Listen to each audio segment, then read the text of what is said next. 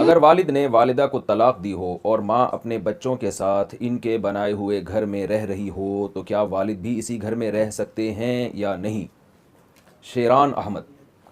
دیکھیں، اگر والد والدہ جوان ہیں اور طلاق کے بعد یہ خطرہ ہے، ذرہ برابر بھی خطرہ ہو کہ دونوں کا آپس میں کوئی دوبارہ کوئی فزیکل ریلیشن قائم نہ ہو جائے، تو پھر تو یہ عمل بالکل حرام، بالکل ناجائز ہے۔ لیکن اگر وہ ایجڈ ہو چکے ہیں، بعض دفعہ بوڑھے ہوتے ہیں، تو ایک دوسرے کی طرف وہ رغبت نہیں رہتی اور فتنے کا اندیشہ نہیں ہوتا اور بچوں کی وجہ سے آپس میں ساتھ رہنا بھی پڑ رہا ہوتا ہے،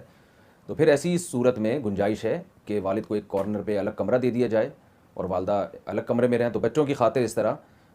بچوں کی خاطر کیا، بلکہ تاکہ بچے دونوں کی خدمت کر سکیں، کیونکہ ایجڈ جب دونوں ہوتے ہیں تو پھر دونوں بچوں کی خدمت کے محتاج ہوتے ہیں،